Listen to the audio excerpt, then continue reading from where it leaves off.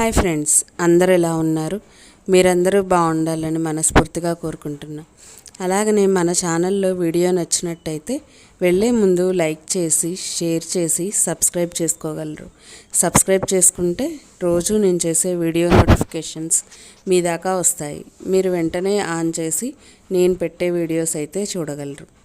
ఈరోజు స్టోరీలోకి వెళ్ళినట్టయితే రమేష్, రాధ ఇద్దరు కొత్తగా పెళ్లి చేసుకున్నారు. వాళ్ళిద్దరిది పెద్దలు కుదిరించిన వివాహమే. కానీ ఎందుకో కానీ అభిప్రాయాలు, ఆలోచనలు ఇద్దరివి సమానంగా ఉంటాయి. ఇద్దరు కూడా ఒకే రకంగా ఆలోచిస్తారు. అలానే వాళ్ళ ఆహారపు అలవాట్లు కూడా ఇద్దరివి ఒకేలాగా ఉంటాయి. అందరూ వీళ్ళిద్దరినీ చూసి మంచి జోడి, బాగా ఉండాలి అని కోరుకుంటున్నారు. కానీ రమేష్కి కానీ రాధకి కానీ ఉమ్మడి కుటుంబంలో కాకుండా కొన్ని రోజులు విడిగా ఉండాలనే ఆలోచన ఒకేసారి వచ్చింది. అనుకున్నదే తడవుగా ఇద్దరూ కూడా దూరంగా ఉండాలి, అందరికీ దూరంగా ఉండి కొన్ని రోజులు ప్రేమగా ఉండగలగాలి అని అనుకొని రమేష్ వాళ్ళ అమ్మా నాన్నకి చెప్పి ఒప్పించి దూరంగా ఎక్కడో ఊరికి దూరంగా ఒక బంగ్లాలో అద్దెకి తీసుకొని అందులోకి వెళ్ళడానికి నిర్ణయించుకున్నారు. సరే కదా, కొత్త జంట కొత్తగా వెళ్తున్నప్పుడు ఇంటి సామాన్లు, ఇంటికి అవసరమైన వస్తువులు అన్నీ కూడా రమేష్ వాళ్ళ అమ్మా నాన్న సమకూర్చి ఆ ఇంటికి చేర్చారు. ఆ ఇంటికి చేర్చిన తర్వాత ఒక మంచి రోజు ఆ ఇంట్లో పాలు పొంగించుకొని రమేష్ వాళ్ళ అమ్మా నాన్న తిరిగి వాళ్ళ ఇంటికి వెళ్ళిపోయారు. ఇక వీళ్ళిద్దరూ చాలా అన్యోన్యంగా ఆప్యాయతను పంచుకుంటూ అలా ఒక 2 రోజులు ఉద్యోగానికి కూడా వెళ్ళకుండా ఇంట్లో ఉండి సరదాగా కాలక్షేపం చేస్తూ ఉన్నారు. 2 రోజుల తర్వాత రమేష్ ఉద్యోగానికి వెళ్ళాడు. రాధ ఇంట్లో కొత్తగా రావడం వల్ల ఇంటి సామాన్లన్నీ కూడా సర్దుకుంటూ పనిలో మునిగిపోయింది. అయితే రమేష్ రోజుట్లాగా ఇంటికి వచ్చేసరికి రాధ గార్డెన్లో కూర్చొని మాట్లాడుతూ ఉంది. ఎవరితో మాట్లాడుతుందో అనుకుంటూ ఫోన్లో మాట్లాడుతుందేమో అని ఆలోచిస్తూ ముందుకు వచ్చిన రమేష్కి అక్కడ ఎవరూ కనిపించలేదు. కానీ రాధ మాట్లాడుతున్న మాటలైతే వినిపిస్తూ ఉన్నాయి. అవి ఎలా ఉన్నాయంటే, రోజు రాధ రమేష్తో ఏ విధంగా అయితే మాట్లాడుతుందో అలాగనే మాట్లాడుతూ కూర్చొనుంది ఒక్కతే. అది చీకట్లో ఒక బల్ల మీద గార్డెన్లో రాధ ఎవరితో మాట్లాడుతుంది, చేతిలో ఫోన్ కూడా లేదు అనుకుంటూ రమేష్ ముందుకు వచ్చి చూశాడు. ఒక పక్కకి తిరిగి రాధ మాట్లాడుతుంది, కానీ అటువైపు ఎవ్వరూ లేరు. వెనక నుంచి వెళ్ళిన నేను రాధ భుజం మీద చెయ్యి వేసి, రాధ, ఎవరితో మాట్లాడుతున్నావు నువ్వు అని అడిగాను.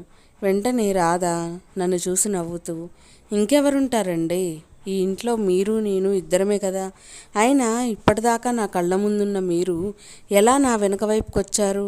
అలా ఒక్క నిమిషంలో మ్యాజిక్ చేసేది ఏమన్నా ఉందా మీకు శక్తి? ఎలా వచ్చారు వెనక్కి అని అమాయకంగా అడుగుతుంది. అలా అడిగేసరికి రమేష్ నివ్వరపోయి, ఏంటి రాధా, ఆట పట్టిస్తున్నావా? ఇన్ని రోజులు నీ పక్కనే ఉండి ఇప్పుడు ఆఫీస్కి వెళ్ళాను కదా అని కోపం వచ్చి నన్ను ఆట పట్టించడానికే కదా నువ్వు ఇలాగ చేస్తున్నావు. సర్లే, ఇంకా నాతోటి ఆడుకున్న ఆటలు చాలే, కానీ పద లోపలికి వెళ్ళి డిన్నర్ చేద్దాం. ఏం వండావు అనుకుంటూ ఇంకా ఇద్దరూ ముందుకు వెళ్ళారు. ఆ డిన్నర్ కార్యక్రమం ముగించుకున్న తర్వాత రమేష్ రూమ్ లోపలికి వెళ్ళి పడుకున్నాడు. రాధ కిచెన్ సర్ది వస్తాను, మీరు వెళ్ళండి పడుకోండి అని చెప్పింది. దానికి రమేష్ సరే అని రూమ్కి వెళ్ళి పడుకున్నాడు. రాధ వంట పని చేస్తూ అలాగనే అక్కడ ఉన్న షింకులో ఉన్న గిన్నెలన్నీ తోముకుంటూ పాటలు పాడుతూ ఉంది. అలా పాటలు పాడుతూ ఉంటే రమేష్కి వినిపించి, ఇదేంటి ఎప్పుడూ లేనిది రాధ పాటలు కూడా పాడుతుందా? రాధకి ఇంత మంచిగా గాత్రం ఎప్పుడుంది? ఇంత బాగా పాడడం నేను ఎప్పుడూ వినలేదే అని ఆశ్చర్యంగా లేచి నడుచుకుంటూ కిచెన్ వైపుకి వెళ్ళాడు. అలా కిచెన్ వైపుకి వచ్చి భుజం మీద చెయ్యి వేసి, ఏంటి రాధా, ఎప్పుడు నేర్చుకున్నావు ఇన్ని పాటలు? ఎలా పాడగలుగుతున్నావు? ఇంత బాగా పాడతావని నాకు తెలియదే. మన పెళ్ళప్పుడు కూడా నువ్వెప్పుడు పాట పాడింది లేదు, చాలా బాగా పాడుతున్నావు అని అన్నాడు. దానికి ఇటువైపు తిరగకుండా రాధ అటువైపే తిరిగి ఏదో నిలబడింది. ఏంటి రాధా, ఇటు తిరగవేంది, ఇటు మాట్లాడవేంది అని ఇటు తిప్పబోతాడు. ఈలోపు రమేష్ భుజం మీద ఎవరో చెయ్యి వేస్తారు. ఆ చెయ్యి పడేసరికి రమేష్ ఉలిక్కి పడతాడు. ఇదేంటి, ఇద్దరం ఇక్కడే ఉన్నాము, ఎవరో చెయ్యి నా మీద వేశారు అని ఉలిక్కిపడి వెనక్కి తిరిగి చూశాడు. వెనక్కి తిరిగి చూస్తే రాధ ఏంటండి మీరు ఇంకా ఇక్కడే ఉన్నారా? నేను రూమ్కి వచ్చి చూస్తే మీరు కనిపించలేదు. మీకోసమని నేను ఇల్లంతా తిరుగుతూ ఉన్నాను. అది సరే కానీ ఇక్కడ మీరెవరితో మాట్లాడుతున్నారు? నన్ను ఆట పట్టిస్తున్నారా, లేక ఈరోజు మ్యాజిక్ ఏమన్నా చేస్తున్నారా? ఇందాక నన్నేమో ఎవరితో మాట్లాడుతున్నావు అని అడిగారు, ఇప్పుడేమో మీరెవరితోటో మాట్లాడుతున్నారు. ఏంటండి ఏమైంది మీకు అని రాధ అడిగింది. దానికి రమేష్ ఆలోచిస్తూ, అదేంటి రాధా ఇంతసేపు ఇక్కడే ఉన్నావు, పాట కూడా పాడావు, మళ్ళీ ఏంటి నన్ను ఇలా అడుగుతున్నావు అని రమేష్ అంటాడు. దానికి రాధ, ఏంటండి నేను పాట పాడడం ఏంటి, నాకు అసలు పాటలు పాడడమే రాదు. అలాంటిది మీకు నచ్చినంత బాగా నేనెప్పుడు పాడగలను? లేదండి మీరెవరిది విన్నారు? సరే రండి ఇంకా పడుకోవచ్చు కదా, ఇంకా మళ్ళీ లేసుంటే ఇలాంటి ఆలోచనలే వస్తూ ఉంటాయని చెప్పి వాళ్ళిద్దరూ పడుకున్నారనే కానీ రాధకి కానీ రమేష్కి కానీ నిద్ర పట్టట్లేదు. ఒకటే ఆలోచన, ఇందాక చూసిన రూపం ఎవరిది మరి? రాధ కాకపోతే అక్కడ పాటలు పాడింది ఎవరు, కిచెన్లో ఉన్నది ఎవరు అని రమేష్ ఆలోచిస్తూ ఉంటే, రమేష్ నా వెనకాలే ఉన్నప్పుడు నా పక్కన కూర్చొని అంతసేపు నాతో మాట్లాడింది ఎవరు అని రాధ ఆలోచిస్తూ ఇంకా అలా నిద్రలోకి జారుకున్నారు. మరుసటి రోజు ఉదయాన్నే రమేష్ మళ్ళీ యథావిధిగా లేచి తన సామాన్లన్నీ సర్దుకొని ఇక మళ్ళీ ఆఫీస్కి పోదామని రెడీ అయ్యాడు. అలా రెడీ అవుతుంటే రాధ చకచకా లంచ్ బాక్స్ తెచ్చిచ్చి, ఏవండి ఇందులో మీకు నచ్చింది చేశాను, మీరు తప్పకుండా తినండి ఈరోజు అని చెప్పి రమేష్ చేతికి ఆ లంచ్ బ్యాగ్ అయితే ఇచ్చింది రాధ. దానికి సరే అని రమేష్ వెళ్ళబోతుంటే రమేష్ నాపి, ఏవండి మీరు నేను ఎప్పుడూ కూడా ఈ ఇంట్లోనే ఉందాం. ఈ ఇల్లు నాకు బాగా నచ్చింది. ఈ ఇల్లు ఎందుకో కానీ నాకు ఎక్కడో మంచిగా అనిపిస్తుంది, మనకి కలిసి వస్తుంది అనిపిస్తుంది. మీతో పాటు ఇంకెన్నో మంచి అనుభవాలు ఈ ఇంట్లో పంచుకోవాలనిపిస్తుంది. ఉందామా అండి ఎప్పటికీ ఈ ఇల్లు? అలాగనే మీరు నన్ను వదిలేటు పోరు కదా, మీరు వదిలిపోనని నా చేతిలో చెయ్యి వేసి ప్రమాణం చెయ్యండి అని రాధ అడుగుతుంది కొత్తగా. దానికి రమేష్, ఏంటి రాధ ఎప్పుడూ లేనిది ఈరోజు ఎందుకు ఇలా మాట్లాడుతున్నావు? అయినా నిన్ను వదిలేసి నేనెక్కడికి వెళ్ళిపోతాను? ఎప్పుడూ కూడా మన ఇద్దరమే కదా కలిసి ఉండాల్సింది. సరే నీకు కావాల్సింది ప్రమాణమే కదా, చేస్తాను అని చెప్పి చేతిలో చెయ్యి వేసి ప్రమాణం చేసి వెళ్ళిపోయాడు రమేష్. అలా రమేష్ వెళ్తూ ఉంటే గుమ్మం దగ్గర రాధ ఎదురు వస్తుంది. ఏంటండి నేను ఇచ్చే లంచ్ బాక్స్ మీకు వద్దా, అవసరం లేదా?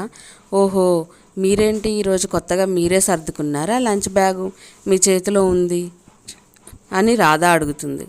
ఆ మాటలకి రమేష్ ఆశ్చర్యపోయి వెనక్కి తిరిగి చూస్తే ఎవరు కనిపించరు. అలాగనే రాధ ముందుగా నిలబడి, ఏంటండి అటు ఇటు దిక్కులు చూస్తారేంటి? నేను వంట చేసే వచ్చాను కదా, లంచ్ బాక్స్ సర్దలేదు. మీరు ఎవరితో మాట్లాడారు? మీరు లంచ్ బాక్స్ ఎందుకు సర్దుకున్నారు? నేను వచ్చి సర్దేదాన్ని కదా అని రాధ అంటూ ఉంటే అక్కడ ఒక్క నిమిషం నిలబడలేక రమేష్, లేదు రాధ నాకు ఆఫీస్ టైం అవుతుంది, నేను వెళ్తాను అని హుటాహుటిన బయటకు వచ్చేస్తాడు రమేష్. బయటికి వచ్చి వెనక్కి తిరిగి ఆ బంగ్లా వైపు చూస్తూ ఉంటాడు. నిన్నటి నుంచి ఎందుకు కొత్తగా జరుగుతుంది మాకు? అసలు మా ఇంట్లో ఉన్నవాళ్ళు ఎవరు? మేమిద్దరమేనా?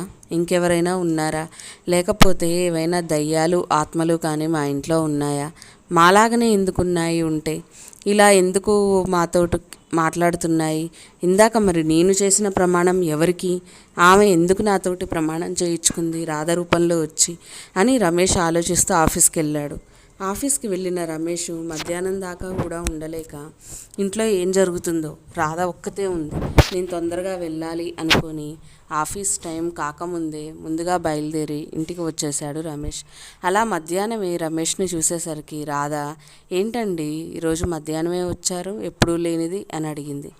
దానికి రమేష్ ఈ విషయాలన్నీ చెప్పకుండా, లేదులే రాధా నాకు నిన్ను చూడాలనిపించి వచ్చాను. సరే కానీ ఏం చేసావు లంచ్కి? ఇంకేమన్నా చేసావా? అవేనా ఉదయం చేసినవేనా అని అడిగాడు. లేదండి మీరు వస్తారని తెలియదు కదా, అందుకే నేను ఇంకేమీ చేయలేదు.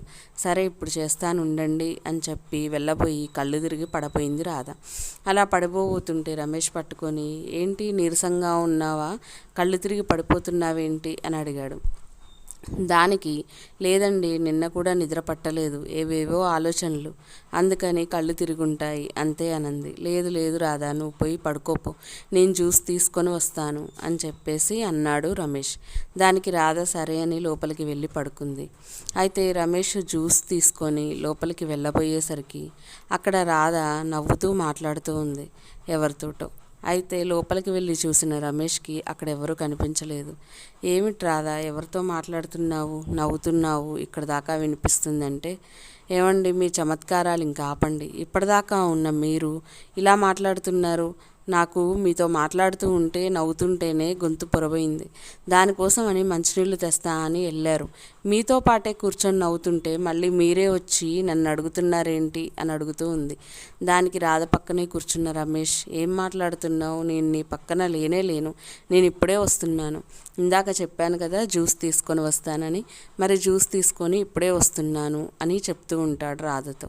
దానికి రాధ ఆశ్చర్యపోయి, ఏమంటున్నారండి, మరి నాతో ఇప్పటిదాకా కూర్చున్న వాళ్ళు ఎవరు అని చెప్పి అనుకుంటూ ఉంది. ఈలోపు తలుపు గిర్రున ఓపెన్ చేసిన శబ్దం.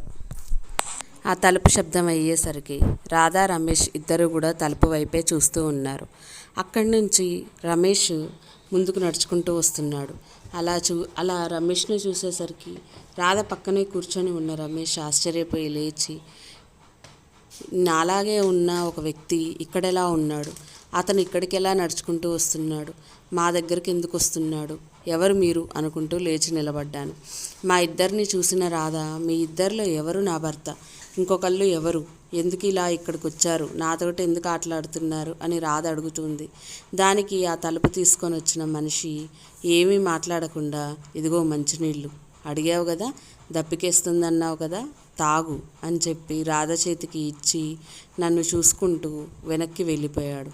అలా అతను వెనక్కి వెళ్ళిపోయిన తర్వాత నాకు ఒక నిమిషం గుండె ఆగినంత పని అయ్యింది. అతను ఎవరు, నాలాగే ఎందుకున్నాడు, అసలు ఈ ఇంట్లో ఎందుకున్నాడు, అతను ఏ ఉద్దేశంతో మా దగ్గరకు వచ్చాడు, మాకెందుకు కనిపించాడు అని చెప్పి ఆలోచిస్తూ అతని వెనకాలే కొద్దిగా నడుస్తూ ముందుకు వెళ్ళాను, అతను ఆత్మనా మనిషినా తెలుసుకోవడానికి. కానీ అలా తలుపు దగ్గరికి వేసి మరీ వెళ్ళిపోయాడు అతను బయటికి. నేను నిదానంగా వెళ్ళి తలుపు తీసి బయటికి చూసేసరికి అక్కడ ఎవ్వరూ కూడా లేరు. ఎవరూ లేకపోయినా ఇదేంటి ఇలా జరుగుతుంది, ఇంట్లో ఉన్నది మేమిద్దరం మాత్రమే, కానీ నాలాగా ఇంకొక మనిషి ఉండడం ఏంటి, అతను రాధ దగ్గరికి రావడం ఏంటి, రాధతో మాట్లాడడం ఏమిటి అని నేను ఆలోచిస్తూ ఉండిపోయాను. కానీ మా ఇద్దరిని చూసిన రాధ మాత్రం భయపడిపోయి షాక్లోంచి ఇంకా కోలుకోలేదు. అలా చూస్తూ మంచం మీద అలా పడుకొనే ఉంది. ఆలోచిస్తూ ఏడుస్తూ భయంతో వణుకుతూ కూర్చుండిపోయింది రాధ. రాధను చూసి ఏం చేయాలో అర్థం కాక నేను కూడా పక్కనే కూర్చున్నాను. కానీ ఆ వచ్చిన మనిషి ఎవరో తెలుసుకోవాలి అనుకుంటూ రమేష్ లేచి నిల్చున్నాడు. ఆ తర్వాత మరుసటి రోజు తెల్లవారుజామునే ఆఫీస్కి కూడా వెళ్లకుండా ఇంట్లో ఉండిపోయాడు రమేష్. దానికి అలా ఉదయాన్నే లేచి టిఫిన్ తిని గార్డెన్లో కూర్చొని ఆలోచిస్తున్నాడు రమేష్. ఈలోపు రాధ వెనక నుంచి వచ్చి, ఇదిగోండి మీకు టీ తీసుకొచ్చి పెట్టాను, తీసుకోండి అని రమేష్ చేతికిస్తూ ఉంది. ఎందుకు రాధా, నువ్వెందుకు లేసావు ఇంత తొందరగా, పడుకోవచ్చు కదా, నేను నీకోసమే కదా ఒంట్లో బాగాలేదని ఈరోజు ఆఫీస్కి కూడా లీవ్ పెట్టి ఇంట్లోనే ఉన్నాను కదా, నువ్వు వెళ్ళి పడుకోపో అంటాడు. లేదండి, మీరు నాకు మాట ఇచ్చారు కదా నాతో పాటే ఉంటానని, ఇక నాకు ధైర్యం వచ్చింది. మీరు ఇంత ప్రమాణం చేసిన తర్వాత నాకు ధైర్యం రాకుండా ఎలా ఉంటుంది, నేను అసలు సంతోషంగా ఉన్నాను ఇప్పుడు అని అంటుంది. దానికి రమేష్ ఒక్కసారిగా ఉలిక్కి పడిపోయి, నిన్న నా రాధకు కాదు కదా ప్రమాణం చేసింది, ఈమె ఎవరు మరి, ఈమెకు ప్రమాణం చేశాను అంటుంది. అయితే నాలాగా ఉన్న మనిషి కాకుండా రాధలాగా ఉన్న ఇంకొక మనిషి కూడా ఈ ఇంట్లోనే ఉందా అని ఆమెనే చూస్తూ ఉండిపోయాను. ఆమె కూడా నా వైపు చూస్తూ అలానే కూర్చొని ఉంది. అయితే వెనక నుంచి రాధ వచ్చి, ఏమండి నాకు కొంచెం నీరసంగా ఉంది, హాస్పిటల్కి వెళ్ళొద్దామా అని అడుగుతూ ఉంది. దానికి వెనక్కి తిరిగి రాధను చూసి ముందుకు తిరిగి చూస్తే ఆమె అక్కడ లేదు. ఆమె కూడా మాయమయ్యింది, మాకెక్కడా కనిపించలేదు. ఇదేంటి, ఈ ఇంట్లో ఎంతమంది ఉన్నారు, ఇలా ఎందుకు చేస్తున్నారు అని నేను అనుకుంటూ ఉన్నాను. అనుకున్న తర్వాత ఇంకా ఇక్కడ ఉంటే మంచిది కాదు, ఏదో జరుగుతుంది, ఈ ఇంట్లో ఎవరో ఉన్నారు, కానీ మేమిద్దరం ఇక్కడ ఉండడం మంచిది కాదు, మా అమ్మా నాన్న దగ్గరికి వెళ్ళి వాళ్ళతో పాటే ఉంటేనే మాకు మంచి జరుగుతుంది అని అనుకొని రాధకు ఆ విషయం చెప్పి వాళ్ళిద్దరూ నిర్ణయించుకొని ఉన్నట్టుండి అక్కడి నుంచి పరిగెత్తుకుంటూ బయటికి వచ్చేశారు. బయటికి వచ్చిన వాళ్ళు రమేష్ వాళ్ళ అమ్మా నాన్న దగ్గరికి వెళ్ళి, మేము ఒంటరిగా ఉండదలుచుకోలేదు, మీతో పాటే ఉండాలనుకుంటున్నాము అని చెప్పి అక్కడే ఉండిపోయారు కొన్ని రోజులు. కొన్ని రోజుల తర్వాత కొత్తగా ఇప్పించిన సామాను కానీ వస్తువులు కానీ ఆ ఇంట్లోనే ఉండిపోయాయి, ఆ బంగ్లాలోనే ఉండిపోయాయి. అవి మీరు తెచ్చుకొని ఇక్కడ పెట్టండి అని చెప్పేసి రమేష్ వాళ్ళ అమ్మ నాన్న చెప్పడం జరిగింది. అప్పుడు రమేష్ సరే అని అన్నాడే కానీ మళ్ళీ ఆ ఇంటికి వెళ్తే ఏ ప్రమాదం ముంచుకొస్తుందో ఏమవుతుందో అన్న భయం వాళ్ళ కడుపులో ఇంకా రగులుతూనే ఉంది. అయినా కానీ సామాన్లు తెచ్చుకోవాలని రమేష్ బలవంతంగా రావాలనుకున్నాడు, ఒక లారీ మాట్లాడుకొని. అయితే పక్కనే ఉండే రాధ కూడా మీరొక్కరే వెళ్తే నాకు ఇంకా భయంగా ఉంటుంది, నేను మీతో పాటే వస్తాము, వెళ్తే ఇద్దరమే కలిసి వెళ్దాం అని చెప్పి అంటుంది. దానికి రమేష్ కూడా ఒక్కడు వెళ్ళడానికి భయమయ్యి సరే ఇద్దరం వెళ్దాం పదా అనుకొని ఇద్దరూ కూడా ఆ సామాను తెచ్చుకోవడానికి వెళ్తారు. అలా వెళ్ళిన వాళ్ళిద్దరికీ కూడా ఆ సామాను మొత్తం ఎక్కించే పనిలో నిమగ్నమై ఉంటారు. అలా కాసేపటి తర్వాత వీళ్ళలాగే ఉన్న ఇంకొక ఇద్దరు కూడా వీళ్ళిద్దరు ముందుకొస్తారు. మీరు మాకేమని చెప్పారు, ఈ ఇంట్లో ఉంటామని చెప్పారు, ప్రమాణం చేశారు, మీరు ఇక్కడ ఉండకుండా ఎలా వెళ్ళిపోదామనుకుంటున్నారు, ఇక్కడ ఉంటేనే మీ బతుకు, ఇక్కడి నుంచి బయటికి వెళ్తే మేము మిమ్మల్ని చంపేస్తాము అని మాలాగే ఉన్న ఇద్దరు మమ్మల్ని బెదిరించడం మొదలుపెట్టారు. దానికి మేము ఒకేసారిగా మాలాంటి ఇద్దరిని చూసిన తర్వాత మా నోటి నుంచి మాట రాలేదు, మా కళ్ళు చాలా పెద్దవిగా అయ్యాయి వాళ్ళని చూస్తూ. అలాగనే కళ్ళు మూసుకొని ఒక అడుగు వేద్దామన్నా కానీ అడుగు ముందుకు కదలడం లేదు, ఎందుకంటే వాళ్ళిద్దరూ సరిగ్గా మా ఇద్దరి ముందే నిలబడ్డారు. ఇక నేను రాధా కూడా ఒకరి చేయి ఒకళ్ళం పట్టుకున్నాం గట్టిగా. ఒక అడుగు ముందుకు వేద్దాం రాధా అని చెప్పాను చిన్నగా. దానికి రాధ కూడా సరే అని కళ్ళు మూసుకొని ఒక అడుగు ముందుకు వేద్దామన్నా కానీ అడుగు ముందుకు పడడం లేదు. కానీ కళ్ళు తెరిస్తే వాళ్ళు మా కళ్ళ ఎదురుగానే ఉన్నారు. ఏం చెయ్యాలో అర్థం కాని పరిస్థితుల్లో మేమిద్దరము ఉండిపోయాము. అయితే సామాన్ తీసుకెళ్లాల్సిన మనుషులు వాళ్ళు లోపలికి వచ్చారు. సార్ ఇంకా ఏమన్నా సామాన్ మిగిలిన్నాయా, బయలుదేరడమేనా అని చెప్పి గట్టిగా మాట్లాడారు. అయితే అతను మా దగ్గరికి వచ్చేసరికి మా ముందున్న ఇద్దరు మాయమైపోయారు, ఎటు వెళ్ళారో మాకు తెలియదు. అప్పుడు మేము అతను మా ఎదురుగానే ఉన్నాడు కాబట్టి ఆ వర్కరు వెంటనే లేదు లేదు ఇంకేమున్నా మనం తీసుకోవాల్సిన పని లేదు, వెళ్ళిపోదాం పదా అని అతను ఉండడం చూసి మేము పరిగెత్తుకుంటూ బయటికి వచ్చాము. అలా వచ్చి మా పాటికి మేము ఆ వర్కర్లు లారీ బయలుదేరి మా ఇంటికి మేము వచ్చేసాము. కానీ మమ్మల్ని వదలమన్న చెప్పిన వాళ్ళు తర్వాత మమ్మల్ని ఎంత వేధిస్తారో అన్న భయం మమ్మల్ని వదలలేదు. మేము ఇంటికి వచ్చినా కానీ మమ్మల్ని ఇబ్బంది పెడతారేమో అనుకున్నాను.